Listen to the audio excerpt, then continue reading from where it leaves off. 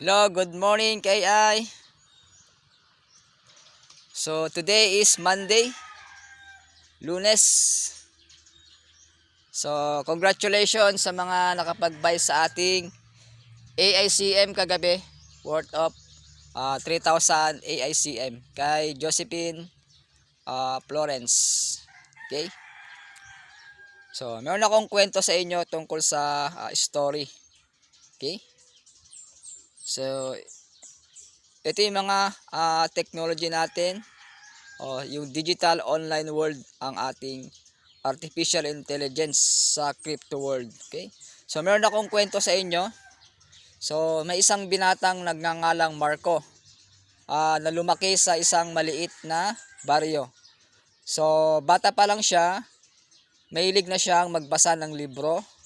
So lahat ng makita niyang aklat tungkol sa buhay, negosyo, pagsasaka at tagumpay ay binabasa niya. So kilala siya sa kanilang lugar bilang matalino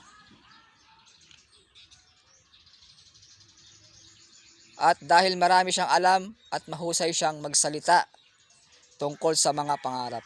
So araw-araw sinasabi niya sa kanyang mga kaibigan, balang araw yayaman ako.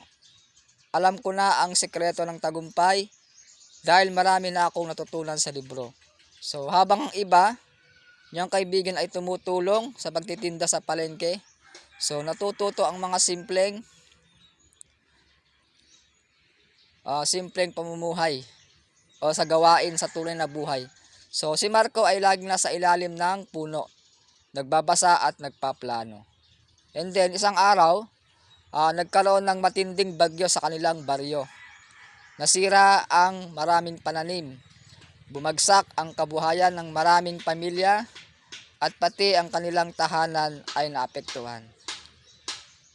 So dahil dito, kinailangan ni Marco na tumigil muna sa pagbabasa at tumulong sa kanyang ama sa bukid. So sa kanyang unang araw, nahirapan siya. So hindi niya alam kung paano magtanim ng maayos, paano alagaan ang lupa, o paano makipag-usap sa mga mamimili sa palengke. So marami siyang nabasa tungkol sa pagsasaka.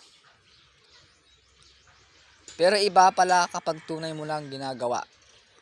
So napansin ito ng kanyang ama at sinabi, "Anak, mahalaga ang pag-aaral. Pero mas malalim ang natutunan kapag ikaw mismo ang kumikilos." So sa paglipas ng mga buwan, natuto si Marco sa bawat pawis at hirap. So naranasan niyang mabigo nang masira ang ilan nilang pananim. Yan. Pero natuto rin siyang bumangon. Natutunan niyang makipagkapwa, humawak ng pera at gumawa ng praktikal na desisyon. So isang taon ang lumipas, hindi lang siya naging mahusay sa bukid. Okay? Naging mas matalino din siyang tunay sa kahulugan ng buhay. Minsan may bata malapit sa kanya at nagtanong, "Kuya Marco, ano po ba ang mas mahalaga, pagbabasa o karanasan?" Sagot ni Marco, ngumiti lang siya. Sabi niya, ang pag-aaral ay ilaw sa daan, pero ang karanasan ang mismong paglalakad. So kahit gaano karaming libro ang babasahin mo, hindi mo malalaman ang tunay na buhay hanggat hindi mo ito nararanasan. So mula noon, ipinagpatuloy ni Marco ang pagbabasa, pero sinabayan niya ito ng pagkilos. Dahil naunawaan niya ang tunay na karunungan ay hindi lang galing sa nalalaman kundi sa mga pagsubok, pagkakamali at karanasang humuhubog sa pagkatao. Ayan. So, ano ang aral ng kwento kay AI? So, ito ang aral. Mas mabuting may kaalaman ka, pero mas nagiging makabuluhan ito kapag sinamahan ng tunay na karanasan sapagkat ang experience is the best teacher. So, tama naman talaga yan. Experience is the best